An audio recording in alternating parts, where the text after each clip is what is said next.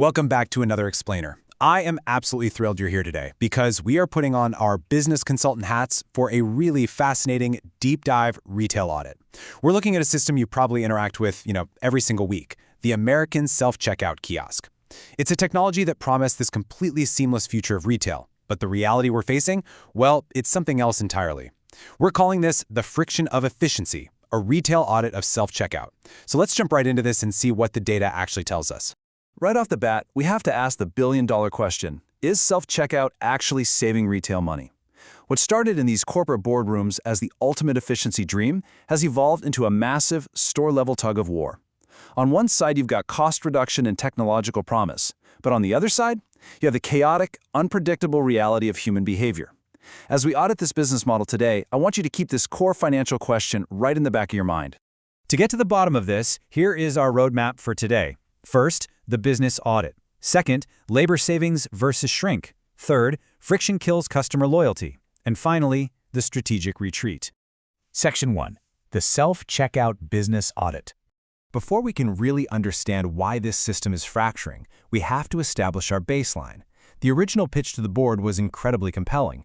Number 1, drastically reduce entry-level labor costs. Why pay 6 cashiers when one employee can oversee 6 different machines? Number 2, increase transaction speed. Just get people in and out faster. And number 3, provide privacy for small purchases. If you're just grabbing a few personal items, you don't necessarily want to make small talk.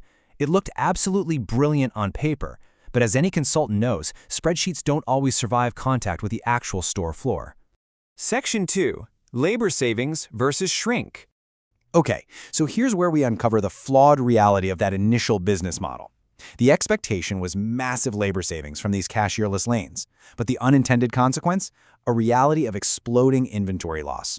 Retailers quickly found out that while they might not need traditional cashiers to ring up every single item, they absolutely still need employees to monitor the kiosks, assist confused customers, and handle security. The labor didn't actually disappear, it just shifted, and it shifted directly into the path of a massive financial leak. And that leak is known as shrink. This is a crucial concept to grasp. Shrink is simply lost merchandise in retail. In the consulting world, shrink is basically a 4-letter word. It's the metric that keeps store managers awake at night. And right now, it is the biggest operational leak, bleeding retail profits directly at these self-checkout kiosks. So how does shrink actually happen at these machines? Our sources break it down into 2 primary buckets. The first is intentional theft, which is, a deliberate circumvention of the system. The second is accidental errors, which happen even with the absolute most honest shoppers. But here's the thing, both of them hit the bottom line exactly the same way. Let's look at the intentional side first. It's known in the industry as the banana versus organic meat trick. Because there's no cashier there verifying the product, a bad actor can place expensive, premium organic meat right on the scale, but then punch in the code for really cheap bananas. The machine just reads the weight, right? So suddenly, those are literally the most expensive bananas the retailer has ever sold, completely destroying the profit margin on that transaction. But actually, it's not just bad actors causing the bleed. Accidental errors are a massive contributor to shrink, and they happen incredibly fast. Think about it. Honest customers are suddenly acting as untrained cashiers. You might legitimately forget to scan an item buried at the bottom of your cart. Or you might swipe an item across the scanner, hear a beep from the machine right next to you, and completely fail to realize your specific barcode didn't actually register. The item leaves the store unpaid for, and boom, the inventory count falls out of balance. Moving on to Section 3. Friction kills customer loyalty. Now we're pivoting from direct financial loss to a hidden loyalty tax. Remember that original promise of increased transaction speed? Yeah, technical glitches have severely compromised that. Every single time a customer hears unexpected item in the bagging area, the transaction just stops dead. A staff member has to wander over and manually override the system. Or say a customer is buying age-restricted items like alcohol or certain medications in America, the system demands a manual ID check. This pauses the entire process and creates massive bottlenecks. What was supposed to be the ultimate convenience is suddenly transformed into a deeply frustrating wait. And that frustration, it's led to a major cultural pushback, which is summed up perfectly in this quote: unpaid labor. Consumer groups and labor unions are pointing out a very stark reality here. Self-checkout essentially reduces the number of entry-level jobs available, takes the work of the employee, and places it squarely onto the shoulders of the customer. And the kicker here, The customer gets absolutely no discount in return for doing all the scanning, bagging, and troubleshooting themselves. Over time, that technical friction seriously degrades long-term customer loyalty.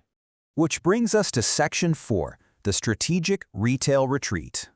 So we've looked at the shrink and we've analyzed the customer friction. Because of these high theft rates and just mounting complaints, major U.S. retailers are actively rethinking their kiosk strategies. Massive brands, we're talking Walmart, Target, Dollar General, they aren't just complaining about the problem, they're actively pulling back. They're looking at the data, realizing the math simply isn't mathing anymore, and executing a strategic retreat. Here are the concrete operational steps these stores are actually taking to mitigate those financial bleeds and try to win back that customer experience.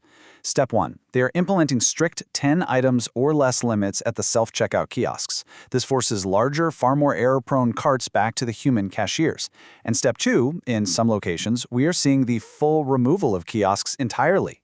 They are literally tearing the machines out of the floor and returning to traditional human-staffed lanes to directly combat theft and improve the shopper experience. To summarize our business audit today, we essentially have a perfect storm of operational friction from every single angle of the retail ecosystem. For the retailers, the main concern is the high rate of theft and the incredibly expensive maintenance of these machines. For the customers, it's the technical glitches and that frustrating feeling of doing unpaid labor. And for the workers, it's the very real fear of job displacement coupled with the high stress of having to monitor multiple glitchy kiosks all at once. Which leaves us with this final, incredibly provocative question. Will the high cost of technical friction ultimately force us back to human connection? When you factor in the shrink, the expensive maintenance, and the total loss of customer loyalty, you really have to wonder, was the traditional human-staffed retail checkout the most financially efficient model all along?